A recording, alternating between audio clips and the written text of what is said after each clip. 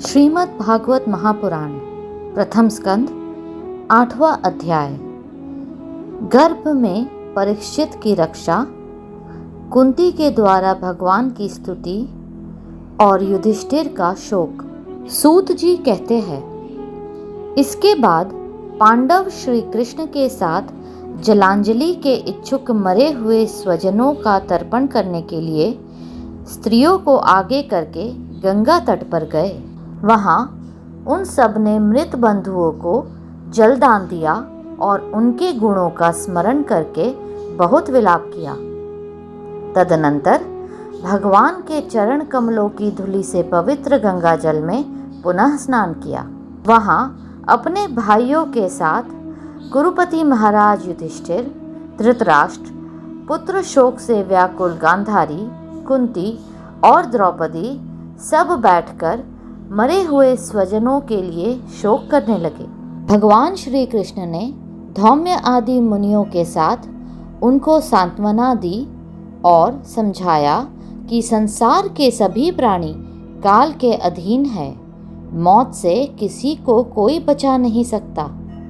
इस प्रकार भगवान श्री कृष्ण ने अजातशत्रु महाराज युधिष्ठिर को उनका वह राज्य जो धूर्तों ने छल से छीन लिया था वापस दिलाया तथा द्रौपदी के केशों का स्पर्श करने से जिनकी आयु क्षीण हो गई थी उन दुष्ट राजाओं का वध कराया।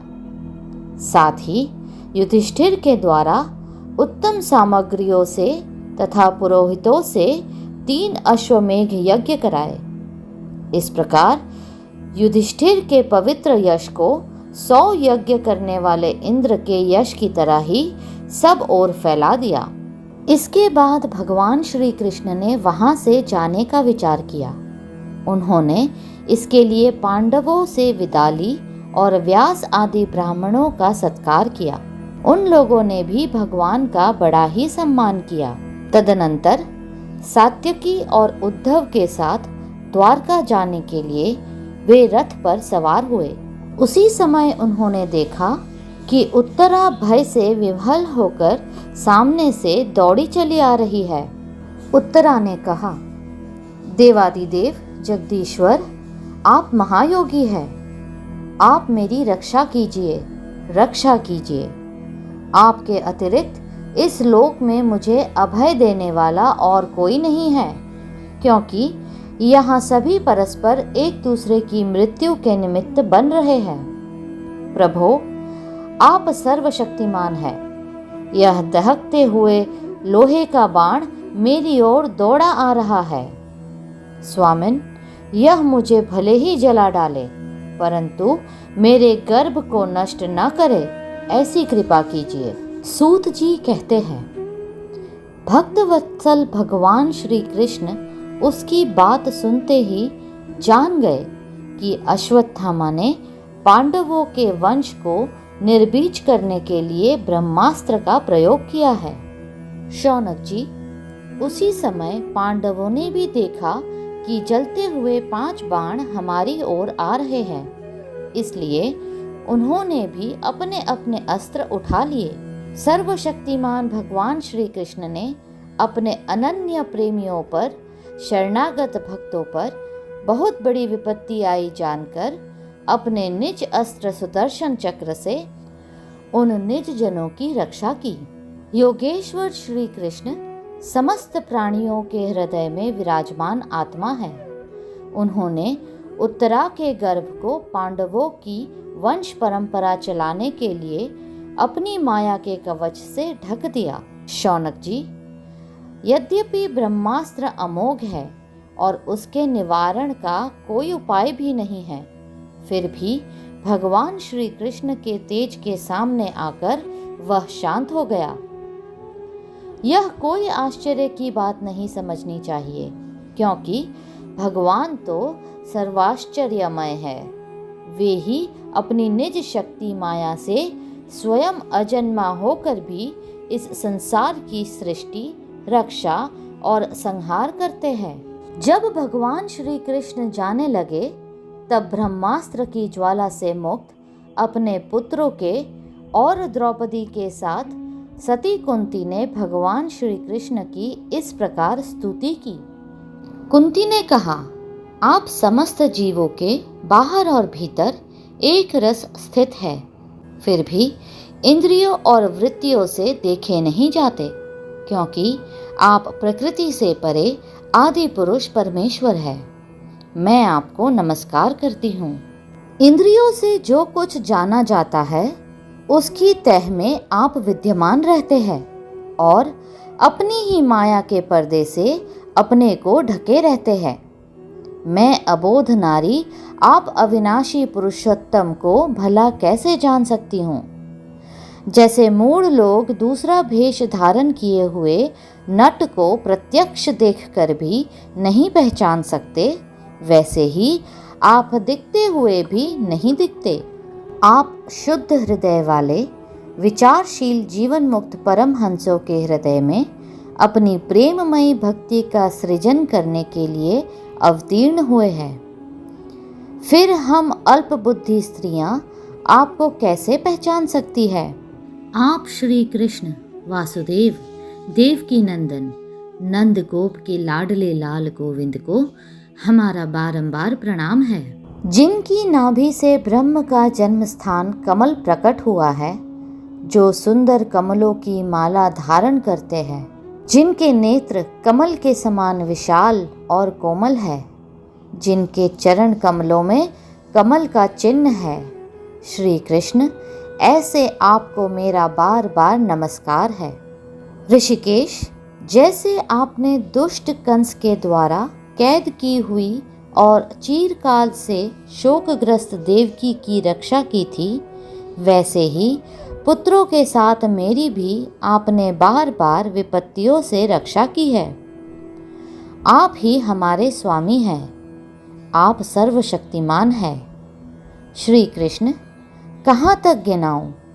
विष से, लाक्षागृह की भयानक आग से, हिडिंब आदि राक्षसों की दृष्टि से, दुष्टों की द्युत सभा से, वनवास की विपत्तियों से और अनेक बार के युद्धों में अनेक महारथियों के शस्त्रों अस्त्रों से, और अभी अभी इस अश्वत्थामा के ब्रह्मास्त्र से भी आपने ही हमारी रक्षा की है।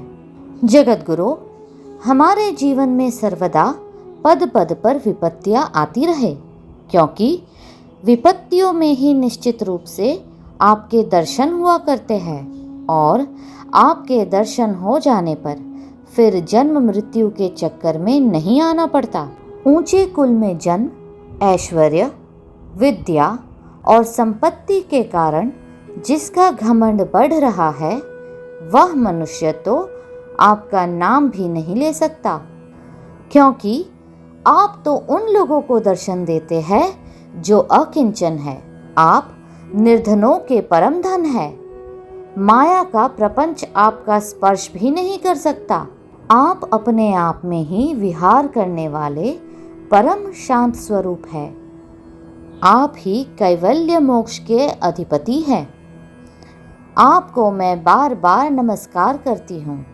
मैं आपको अनादि अनंत सर्वव्यापक सबके नियंता काल रूप परमेश्वर समझती हूँ। संसार के समस्त पदार्थ और प्राणी आपस में टकराकर विषमता के कारण परस्पर विरुद्ध हो रहे हैं, परंतु आप सब में समान रूप से विचर रहे हैं। भगवान, आप जब मनुष्यों की सी लीला करते हैं, तब आप क्या करना चाहते हैं यह कोई नहीं जानता। आपका कभी कोई न प्रिय है और न अप्रिय। आपके संबंध में लोगों की बुद्धि ही विषम हुआ करती है। आप विश्व के आत्मा है, विश्व रूप है। न आप जन्म लेते हैं और न कर्म ही करते हैं, फिर भी पशु पक्षी मनुष्य ऋषि जलचर आदि में आप जन्म लेते हैं और उन योनियों के अनुरूप दिव्य कर्म भी करते हैं। यह आपकी लीला ही तो है। जब बचपन में आपने दूध की मटकी फोड़कर यशोदा मैया को खिजा दिया था और उन्होंने आपको बांधने के लिए हाथ में रस्सी ली थी, तब आपकी आंखों में आंसू छलक आए थे। काजल कपोलों पर बह चला था, नेत्र चंचल हो रहे थे और भय की भावना से आपने अपने मुख को नीचे की ओर झुका लिया था। आपकी उस दशा का, लीला छवि का ध्यान करके मैं मोहित हो जाती हूँ। भला जिससे भय भी भय मानता है, उसकी यह दशा। आपने अजन्मा होकर भी जन्म क्यों लिया है?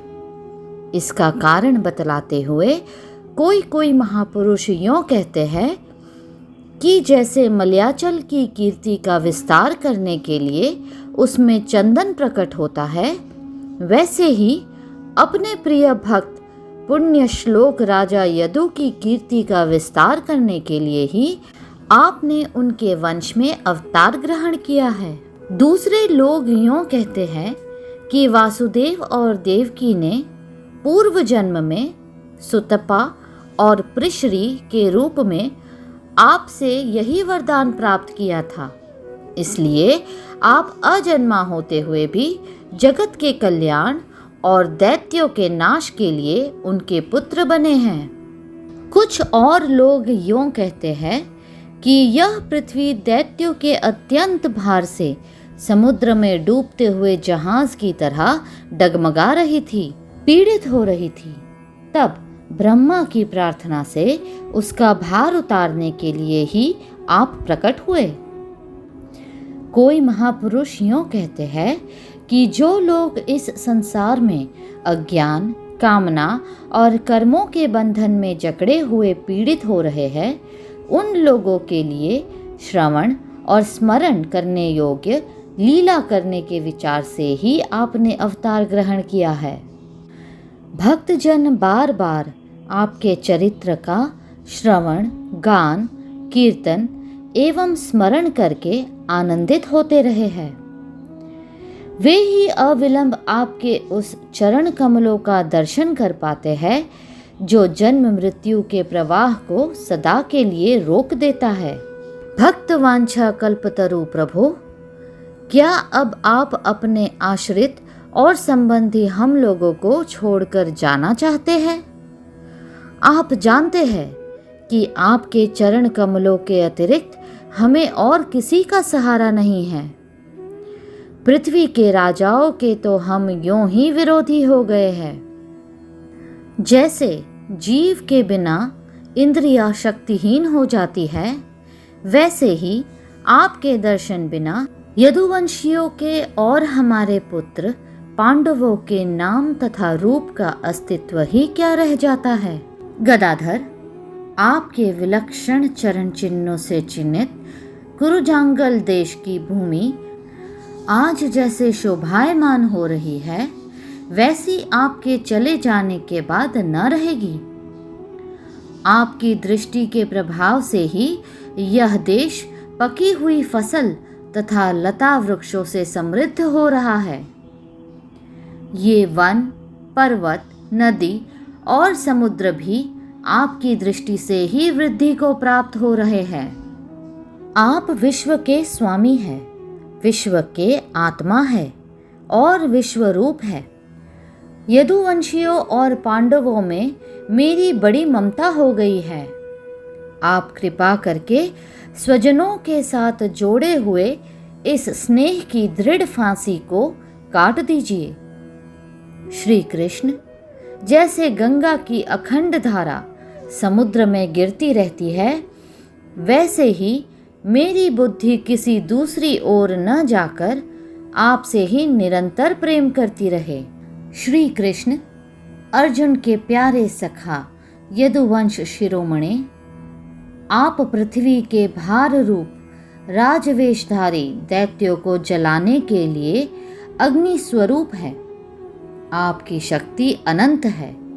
गोविंद, आपका यह अवतार गौ, ब्राह्मण और देवताओं का दुख मिटाने के लिए ही है।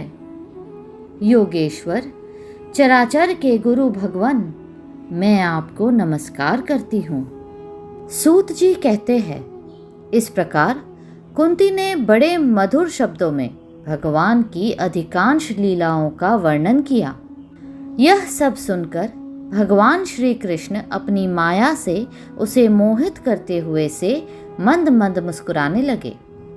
उन्होंने कुंती से कह दिया, अच्छा ठीक है, और रथ के स्थान से वे हस्तिनापुर लौट आए। वहां कुंती और सुभद्रा आदि देवियों से विदा लेकर जब वे जाने लगे, तब राजा युधिष्ठिर ने बड़े प्रेम से उन्हें रोक लिया। राजा युधिष्ठिर को अपने भाई बंधुओं के मारे जाने का बड़ा शौक हो रहा था।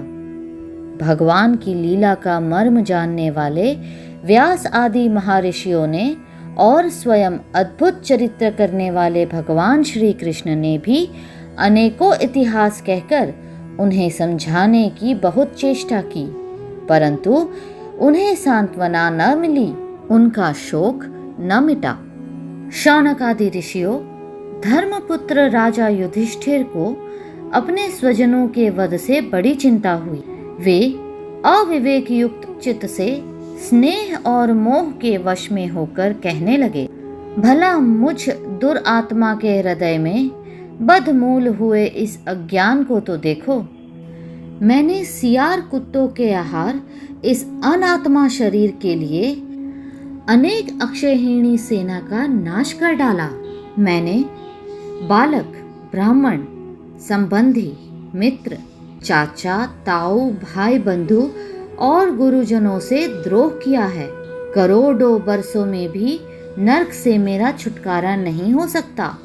यद्यपि शास्त्र का वचन है कि राजा यदि प्रजा का पालन करने के लिए धर्म युद्ध में शत्रुओं को मारे तो उसे पाप नहीं लगता, फिर भी इससे मुझे संतोष नहीं होता।